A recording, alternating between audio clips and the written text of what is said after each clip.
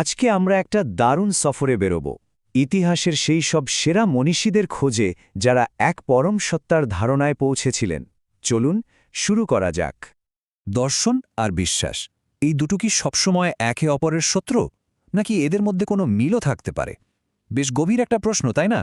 চলুন আজ এর উত্তর খোঁজার চেষ্টা করা যাক। তো এই সফরে আমরা কি দেখব? প্রথমে আমরা একটা দার্শনিক অনুসন্ধানে ডুব দেব। তারপর দেখব প্রাচীন গ্রিকরা কিভাবে একত্বের খোঁজ করেছিল। এরপরে আসবে বিশ্বাস আর যুক্তির মেলবন্ধনের গল্প। আমরা আধুনিক মনন আর ঈশ্বরের ধারণা নিয়েও কথা বলব। প্রাচ্যের কিছু দারুণ চিন্তাভাবনা শুনব, আর সবশেষে পুরো বিষয়টা নিয়ে একটা সারসংক্ষেপ টানব। মানুষের ইতিহাসের সবচেয়ে পুরনো আর সবচেয়ে গভীর প্রশ্নগুলোর একটা হল, সবকিছুর উৎস কি? কোথা থেকে সব শুরু? এই এক পরম সত্তার খোঁজ, এখান থেকেই আমাদের আজকের আলোচনাটা শুরু হচ্ছে। আর মজার ব্যাপার কি জানেন? ইতিহাসের বিভিন্ন সময়ে বিভিন্ন সংস্কৃতিতে সেরা মাথাগুলো কিন্তু ঘুরে ফিরে একটা জায়গাতেই পৌঁছেছে। তারা সবাই এক চূড়ান্ত স্রষ্টা বা একটা মূল নীতির কথা বলেছেন, এমন এক শক্তি যা এই পুরো মহাবিশ্বকে চালাচ্ছে। এই খোঁজটা যারা প্রথম শুরু করেছিল তাদের মধ্যে একদম সামনের সারিতে ছিল প্রাচীন গ্রিকরা। তারাই প্রথম চেষ্টা করে এই বিশাল মহাবিশ্বের জন্য একটা মাত্র যুক্তিসঙ্গত ব্যাখ্যা খুঁজে বের করার। দেখুন কিভাবে চিন্তাটা এগোলো। খ্রিস্টপূর্ব প্রায় ৬০০ বছর আগে থেলিস বললেন সবকিছুর মূলে আছে পানি। ১০০ বছর পর সক্রেটিস এসে প্রশ্ন তুললেন এত দেবদেবী কেন, মানে বহু ঈশ্বরবাদ নিয়ে প্রশ্ন তুললেন।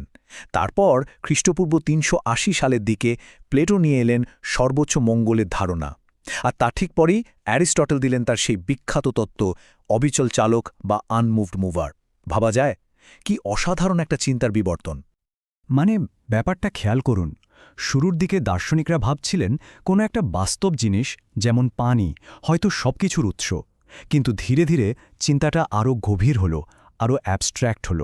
অ্যানেক্সিম্যান্ডারের এই অ্যাপেরন বা অসীম সত্তার ধারণাটা ঠিক সেই বদলেরই একটা দারুণ উদাহরণ। আর এখানেই অ্যারিস্টটল একটা ফাটাফাটি কথা বললেন।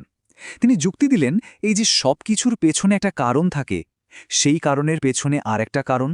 এই চেনটা তো অনন্তকাল চলতে পারে না, কোথাও না কোথাও তো থামতে হবে। মানে একটা প্রথম কারণ থাকতেই হবে, একজন ফার্স্ট কজ।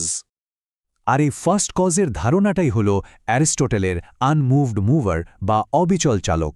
মানে এমন এক সত্তা যিনি সবকিছুর কারণ, যিনি সবকিছুকে চালনা করছেন, কিন্তু তাকে চালনা করার মতো কেউ নেই। তিনি নিজে স্থির, অবিচল। ভাবুন কি শক্তিশালী একটা যুক্তি। এরপরে আমরা চলে আসছি মধ্যযুগে। এই সময়টায় আব্রাহামিক ধর্মের পণ্ডিতরা একটা অসাধারণ কাজ করলেন। তারা শুধু গ্রিক দর্শনকে বাঁচিয়ে রাখলেন না, বরং একেশ্বরবাদী ধর্মতত্ত্বের সাথে তাকে দারুণভাবে মিলিয়ে দিলেন। ব্যাপারটা সত্যি খুব ইন্টারেস্টিং। দেখুন কিভাবে গ্রিকদের ধারণাগুলো পরের ধর্মগুলোর চিন্তার ভিত্তি হয়ে উঠল।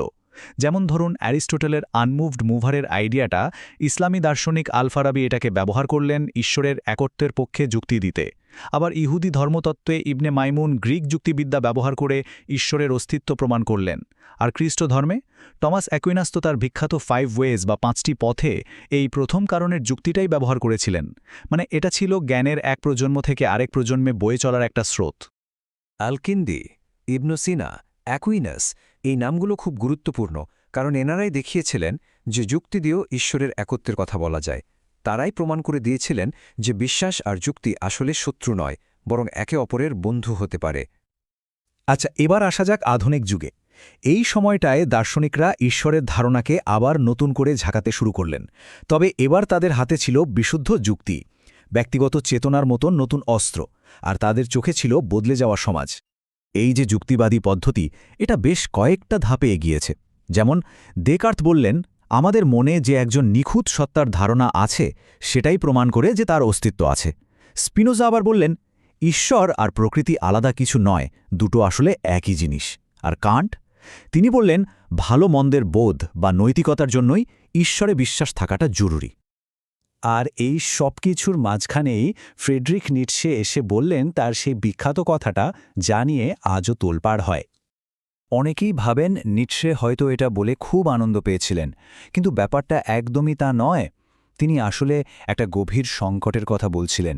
তিনি দেখছিলেন আধুনিক পৃথিবী থেকে ধর্ম সরে যাওয়ায় মানুষের নৈতিকতার ভিত্তিটাই নড়ে যাচ্ছে। এটা কোনো আঘোষ ছিল না, ছিল একটা সতর্কবাণী, সমাজের জন্য একটা গভীর ডায়াগনোসিস। কিন্তু এই যে একের খোঁজ, এটা কি শুধু পশ্চিমের দুনিয়াতেই চলছিল? একদমই না। চলুন এবার একটু প্রাচ্যের দিকে তাকানো যাক। সেখানেও কিন্তু একই রকম প্রতিধ্বনি শোনা যাচ্ছিল। যেমন ধরুন, বহু হাজার বছর আগে ইরানের জরথুস্ত্র, তিনি আহোরা মাজদা নামে এক প্রজ্ঞাময় স্রষ্টার কথা বলেছিলেন। আবার ভারতের শঙ্করাচার্য অদ্বৈত বেদান্ত দর্শনে বললেন পরম সত্য হল ব্রহ্ম, এক এবং অখণ্ড চেতনা। মানে পথ আলাদা হলেও খোঁজটা কিন্তু একই ছিল। এটা দেখিয়ে দেয় এই প্রশ্নটা কতটা সার্বজনীন। তো এত কিছুর পর আমরা আবার আমাদের সেই প্রথম প্রশ্নে ফিরে আসি। এত যে আলোচনা হলো, এত ইতিহাস ঘাটা হলো, তাহলে ব্যাপারটা কি দাঁড়ালো? তাহলে দর্শন আর বিশ্বাসের সম্পর্কটা কি শুধুই সংঘাতের নাকি ঐক্যের? আসলে উত্তরটা এত সোজা নয়। এটা কোনো সাদাকালো ব্যাপার না। বলা যেতে পারে এটা বিশ্বাস আর যুক্তির মধ্যে প্রায় ৩,০০০ বছর ধরে চলা একটা দীর্ঘ সংলাপ, একটা ডায়লগ। তাহলে এই পুরো আলোচনা থেকে মূল যে বিষয়গুলো উঠে আসে সেগুলো কি? প্রথমত, এই যে এক পরম উৎসের খোঁজ, এটা দর্শনের সবচেয়ে পুরনো একটা জার্নি। দ্বিতীয়ত, যুক্তি আর বিশ্বাস সবসময় মারামারি করেনি, বরং অনেক সময় তারা একে অপরের সহযোগী হয়েছে। আর সবশেষে, এই বুদ্ধিবৃত্তিক খোঁজটা কোনো এক দেশের বা এক সংস্কৃতির গল্প নয়, এটা আসলে পুরো মানবজাতির একটা সাজা কাহানি। সবশেষে একটা প্রশ্ন রেখে যাই, ভাবুন তো এর মানে কি? কেন আলাদা আলাদা সময়ে একদম ভিন্ন ভিন্ন সংস্কৃতিতে সেরা মাঠাগুলো ঘুরে ফিরে একটাই ধারণায় ফিরে এসেছে? একক, চূড়ান্ত এক উৎসের ধারণা?